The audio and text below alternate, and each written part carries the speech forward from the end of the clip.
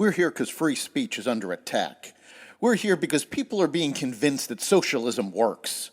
We're here because people are being judged guilty until proven innocent.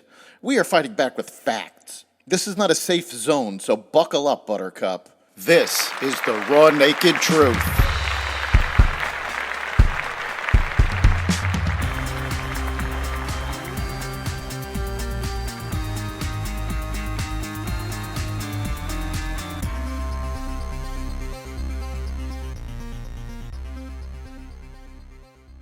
Ukraine, China, North Korea, and more. Welcome to the Raw Naked Truth. I'm your host, Eric Lopkin, and here's the news you need to know. President Biden made an unannounced visit to the Ukrainian capital of Kiev on Monday in a show of solidarity with Ukraine several days ahead of the anniversary of Russia's invasion of the country. Biden met with Ukrainian President Volodymyr Zelensky and announced an additional $500 million in U.S. aid, demonstrating America's commitment to helping Ukraine fight back against Russia. 1 year later, Kiev stands, and Ukraine stands. Democracy stands, Biden said. His stop in Ukraine came ahead of a publicly scheduled 2-day trip to Poland. Biden has vowed to support Kiev as long as it takes, and made supporting Ukraine central to his push for revitalizing the Western Defense Alliance in Europe. U.S. Ambassador to the United Nations Linda Thomas-Greenfield on Sunday said China would be crossing a red line if it sent Russia weapons to help in its invasion of Ukraine. We welcome the Chinese announcement that they want peace, because that's what we always want to pursue in situations like this. But we also have to be clear that if there are any thoughts and efforts by the Chinese and others to provide lethal support to the Russians in their brutal attack against Ukraine, that is unacceptable, Thomas-Greenfield said in an interview on CNN's State of the Union. A day earlier, U.S. officials told NBC News that the United States believes China might already be providing Russia with non-lethal aid. North Korea on Monday fired 3 missiles in a sign of escalating tensions with the United States, South Korea, and Japan. North Korea also issued a warning after the U.S., South Korea, and Japan held aerial drills on Sunday in response to a Saturday intercontinental ballistic missile test by North Korea. That missile came down in waters off Japan's main northern island of Hokkaido.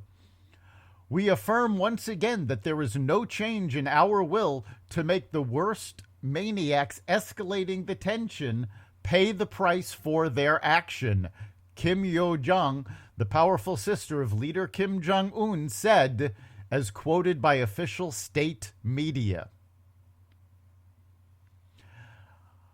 In sad news, former President Jimmy Carter entered hospice care at his home in Plains, Georgia on Saturday.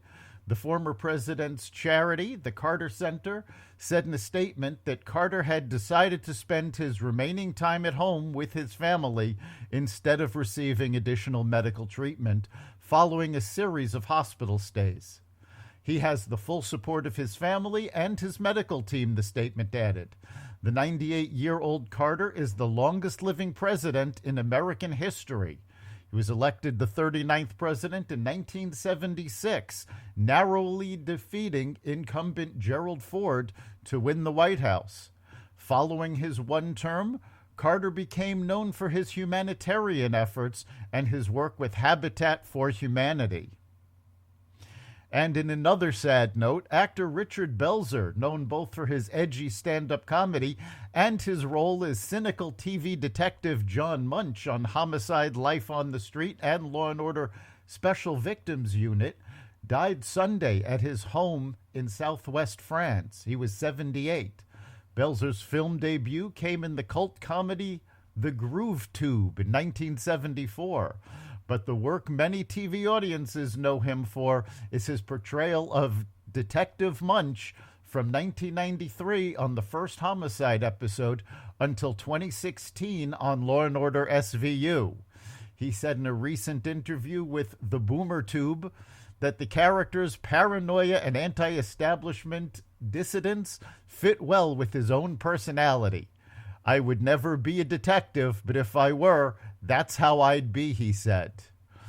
Belzer also held the record for portraying Detective Munch in the most television shows of any actor, having portrayed the same character in not just Homicide, but Law & Order SVU, The X-Files, The Wire, Arrested Development, and others.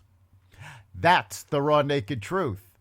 You can catch every episode of The Raw Naked Truth at xvadio.com/podcasts, the Apple Podcasts app, Google Podcasts, Spotify, iHeartRadio, Stitcher, Amazon Music, Audible, and other platforms that respect freedom of speech. We'll see you next time.